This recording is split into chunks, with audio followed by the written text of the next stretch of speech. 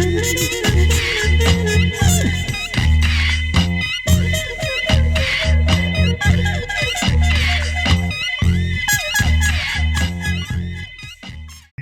there, I'm Clarence Waldron. Welcome back to Black Muse. But before we get started with tonight's guest, I really want to send a special thank you and acknowledgement to Howard Sandifer and his wife Darlene Sandifer. They are the founders of the Chicago West Community Music Center, and this whole video podcast is their idea. They said, let's get up close and personal with some of our favorite newsmakers. Tonight's guest is Nora Brooks-Blakely, the daughter of the famed poet Gwendolyn Brooks. Gwendolyn Brooks was the first Black person ever to be awarded the Pulitzer Prize.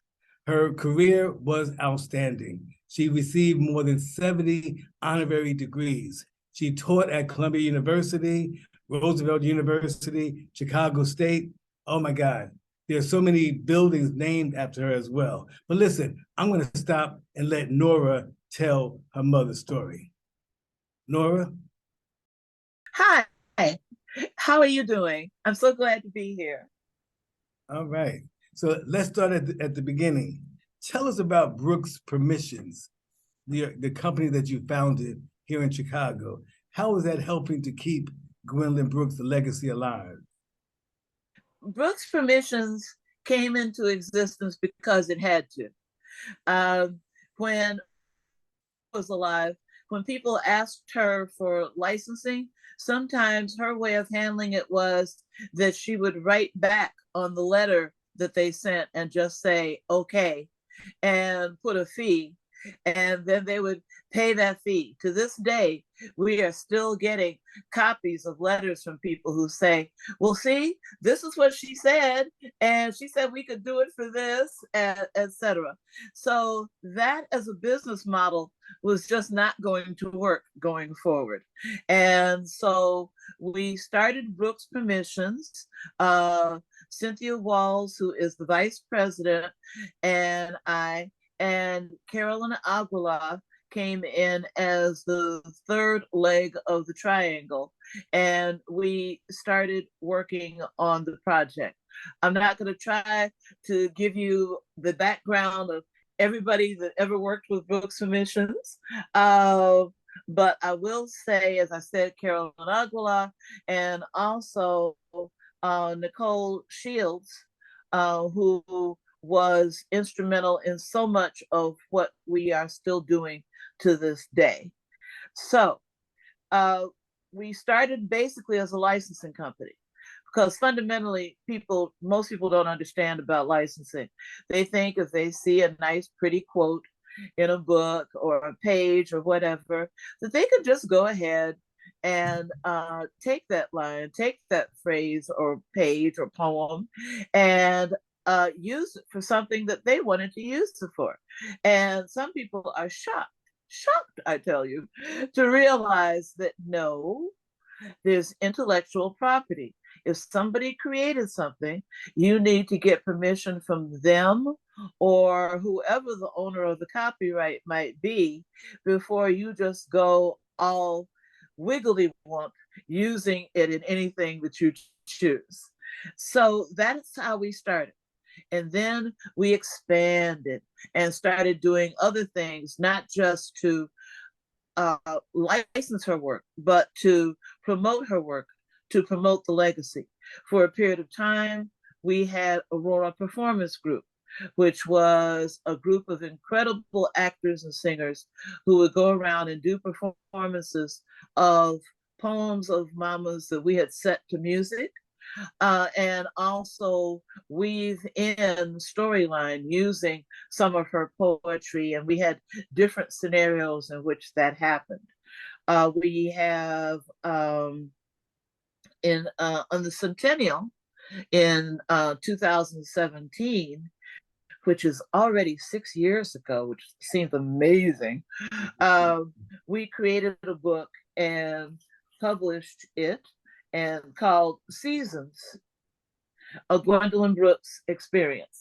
Oh. And that book is available on our website, gwendolynbrooks.net. And one of the things that I'm excited about is that the illustrator and designer of the cover used an image that my uncle, Raymond Brooks, my mother's younger brother, and so that's the image he drew of Mama and gave Wow. it to her. Yeah.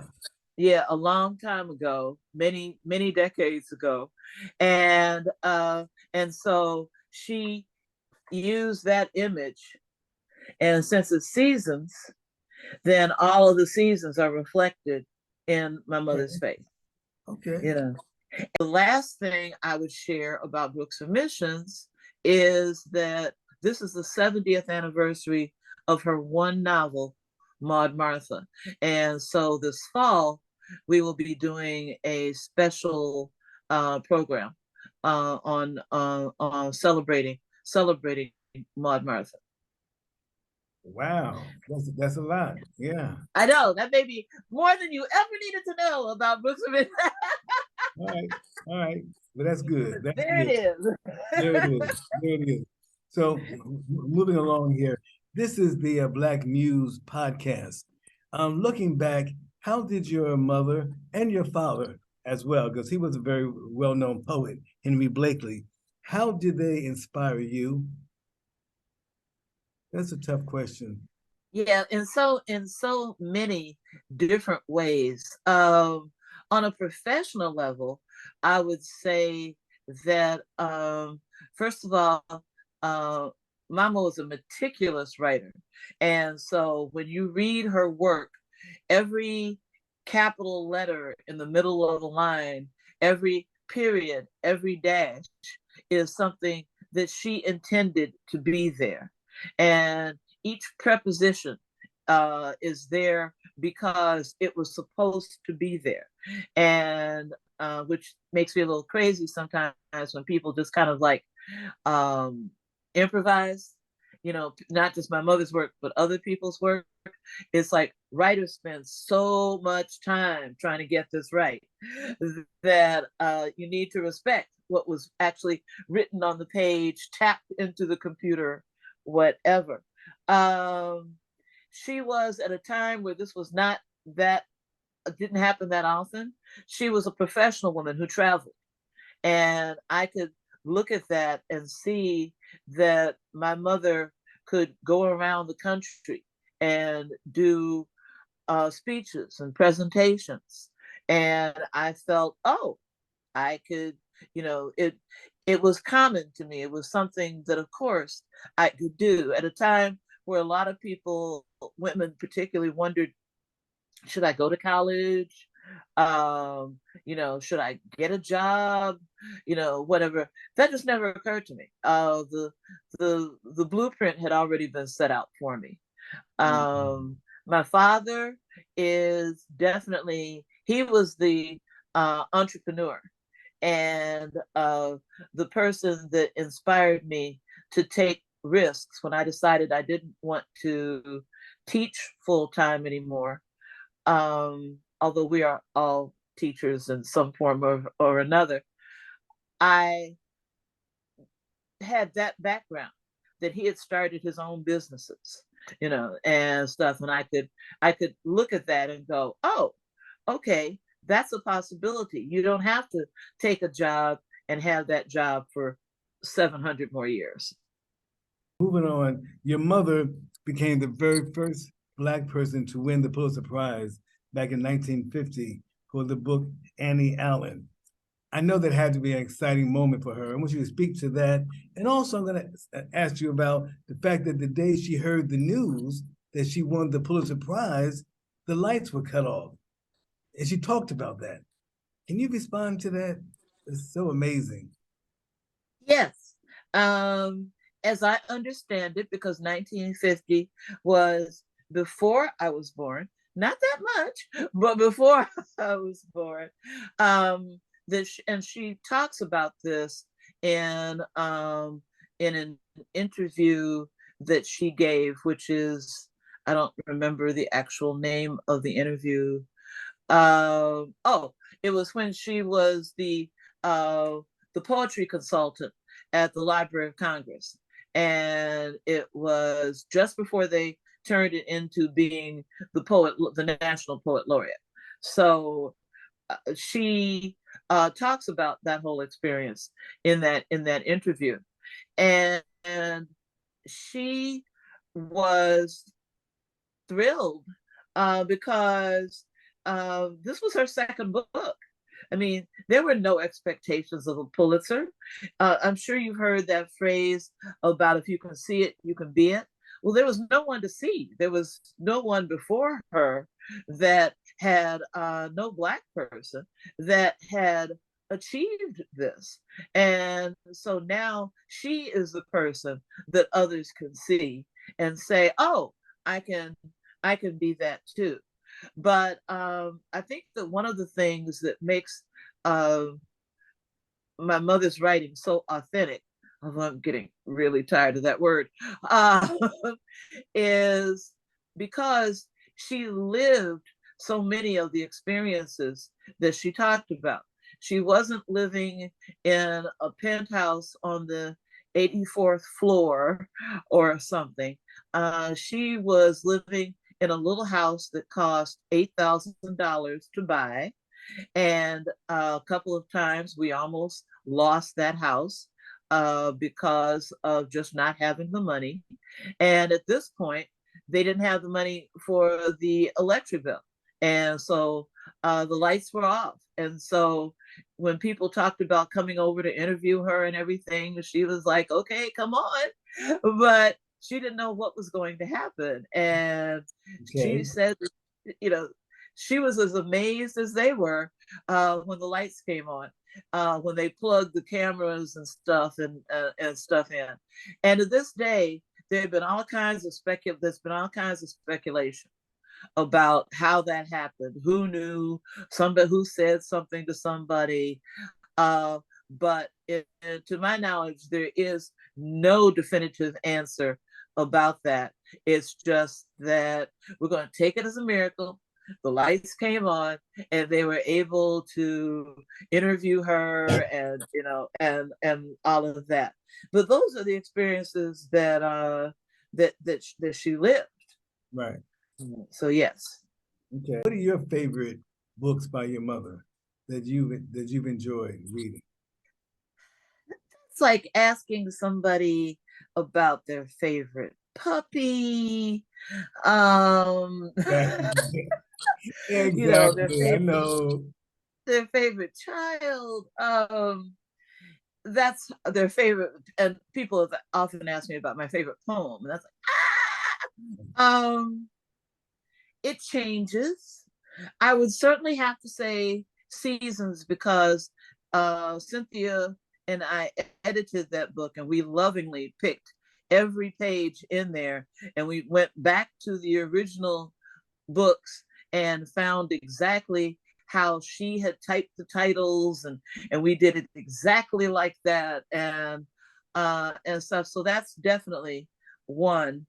And it's also the most recent collection of her work. Blacks because it's the most comprehensive collection of her work. Tiger, the Tiger Who Wore White Gloves, a children's book, and that's probably not fair because that's about me, sort of. So. And Maud Martha, because it's the only novel. And whenever I read Maud Martha, I start thinking about body parts that I would give up to be able to write like that. Wow. Wow. Okay. Now, the same question for your mother, and I'm sure the answer would be the same. Did she have any favorites that she liked to recite? Any poems that she would love to rehearse and say just right? Or anything like that at all? She had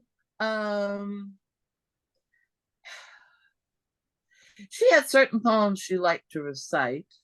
One is the Paul Robeson poem. It's a tribute to Paul Robeson, and it's now become popular because people are quoting the last three lines And I like to think that Brooks Omissions had something to do with that, because we talk about it and we read it pretty much everywhere we go when we're doing presentations, or when I'm doing speaking engagements or whatever.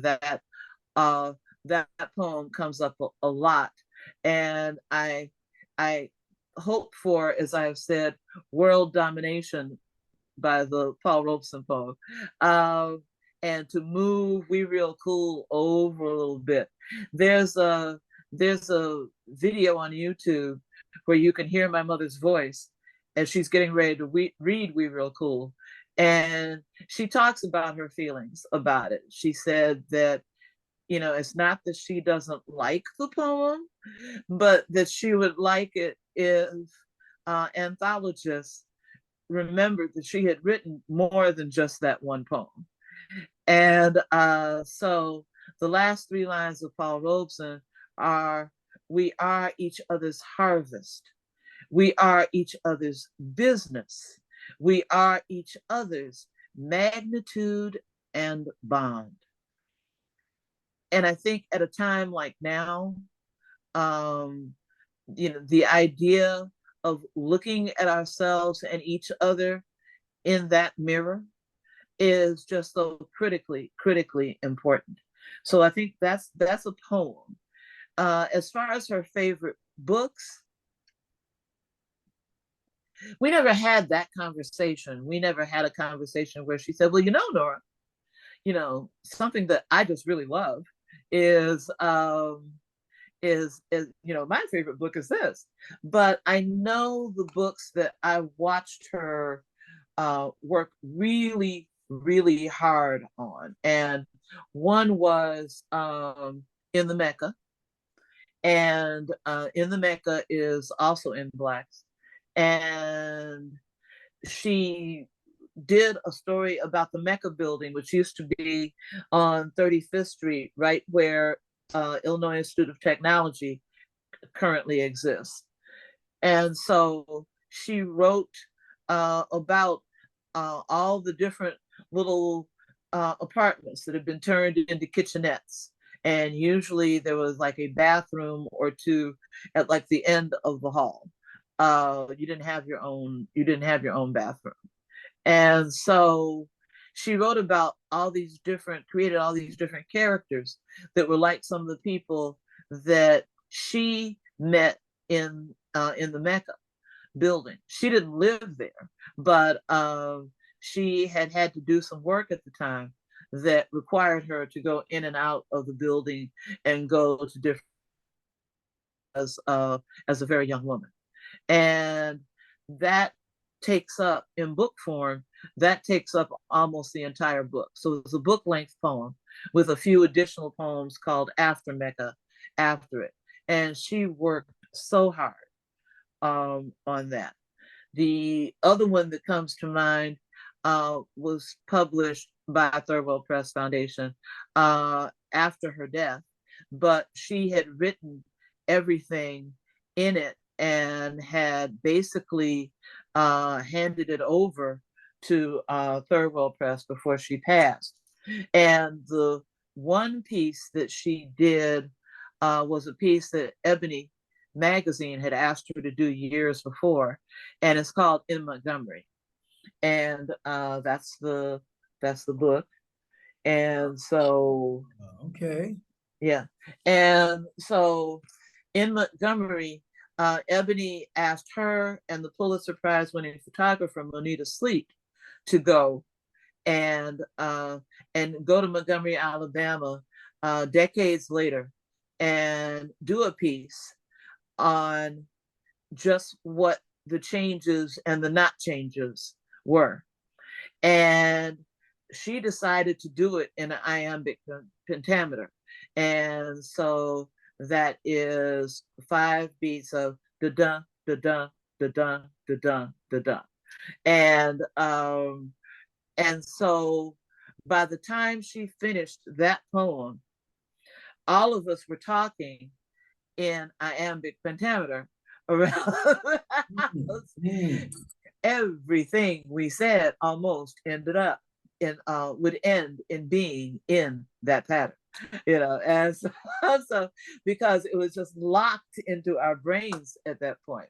And it's a phenomenal poem, so those are the kinds of things I knew that she had, as hard as she worked on anything she did, that she really toiled especially on those. Okay. All right. So now for some of our young viewers who are tuning in, can you recommend a book that they can sort of become familiar with the name Gwendolyn Brooks, like an essential book or essential poem? Poems, obviously, I would say Paul Robeson. I would say We Real Cool because it is a great poem. It's amazing what she can put into what she has put into 8 lines. But right. So I would say that as a book, I would probably say one of the books I would probably say, and I'm not just tooting my own horn about this, is Seasons, because we also illustrated it, but we didn't illustrate it like a children's book because it's not. But the artist who did the cover, Jan Spivey Gilchrist, who is an award-winning, international known artist, did different illustrations within it, and they're not on every page, and some are small and some take over the page, but we designed the book to be for anywhere from about ages 12 through adult. So we wanted older young people to be able to read it, and we wanted it to be accessible to them, and also accessible to people who don't just immediately go, I know what I want to do today. I want to read a book of poetry. So we wanted it to be accessible to people who weren't always the standard poetry lovers, but as well. So I would say that, and also, couple of pieces so that you get a particular understanding of the process, the path that she took, would be like Chicago Defender Sends a Man to Little Rock and Kitchenette Building, because both of those are from her much earlier works, and when she was still rhyming. And in the 60s, she changed and said that she didn't think it was a rhyme time. And she, to all intents and purposes, every once in a while, you'll see a little rhyme that pops up someplace. But fundamentally, she stopped rhyming. And last but not least, I like her poem Jane Addams because it's about Jane Addams, but it's also, to me, an accidental autobiography of her. There's a line in there that says, I will tell you something that giants, I'm paraphrasing, giants wouldn't want you to know. Giants look in mirrors and see almost nothing at all. And I think it's just an incredible poem. So those are a few, Okay, cool. Now you're an accomplished writer and playwright yourself, and you founded Chicago Chips Theater Company. Do you miss it today that it's no longer there after 29 years? You sort of miss the whole theater world like that? Well, we kind of, Brooks Emissions keeps sticking its toe in the theater waters from time to time, and there's a play about Mama that I wrote for Chocolate Chips Theater Company that I at some point want to bring back. It's called A Day in Bronzeville, and what I did was I wrote a story about these people. I wrote this play about these people living in Brownsville, starting from 6 o'clock in the morning and going to 6 o'clock the next morning. And so we see all the things that happen: people at work, people kids at school, people in the nighttime, some good, some bad, and all of that. But the dialogue is only lines from my mother's poetry, from my mother's work. There's absolutely not a single word in there that was not included in. So there are phrases that people use to talk to each other. And we also took some of Mama's poems and set them to music. And so it is a play with music. And at some point, I do want to do that, to bring that back. Other than that, I miss it was adults performing for children, and I started it because when we were going out before Chocolate Chip started, when we were going out, we would find we would have places where we would do shows, and the people would sometimes the teachers would send pictures back that the kids had drawn of this group on stage, and there were all these empty circles, with faces. But if the paper was white, then the faces were white too. And so when people asked me why I started Chocolate Chips, it was to color the faces in, to give kids an opportunity to see Black performers at a time that there were not a lot of Black groups for young people. Black performers on stage telling stories about historical things like Which West is which looks at the cowboys and settlers in the Old West, to Kingdom of Gold, which looks at a society, a thriller of a society in about 17th century Africa, just different kinds of pieces that we could do. And one of the pieces was called Moyenda and the Golden Heart. It was a musical. And just a couple of years ago, I took the base story of that and turned it into my first children's book, which is that. Yes, yes, yes, yes. And what's amazing about that is that the incredible illustrator, Bryant Smith, was our graphic design person for Chips at the time when we did the musical. And this is almost exactly the flyer that he did for the musical. And when he asked me what I wanted, I said, I wanted to look like the cover of a children's book. And so he did it. There it is. There it is. And it's a Kwanzaa origin story of, we know that the Kwanzaa was actually created by Dr. Karenga in the 1960s, but what if hundreds of years ago, things happened with this young boy who went on a quest that laid the groundwork for the principles that we celebrate now to this day. And that is the premise of Moyenda and the Golden Heart. That sounds good. That sounds good. Yeah. And it's available on my website, info@flyingcolorsunlimited.com. It's also available on Amazon. Got it. Got it. All right. Well, we are finally at the end of our conversation. The time went by so quickly. Is there anything else you would like to share? I mean, we're so happy that you're here. We're so happy to talk to you. Really thrilled. Anything else on your mind today? I guess the only other thing that comes to me immediately is that I think that everything we've talked about goes back to something that I am now passionate about doing in some of the speeches that I do and stuff. And it's about generational creativity, about how people often talk about generational wealth, but generational creativity is a vital component of that. And we can look at it specifically in how my parents impacted me and how I write and do what I do because of who they were.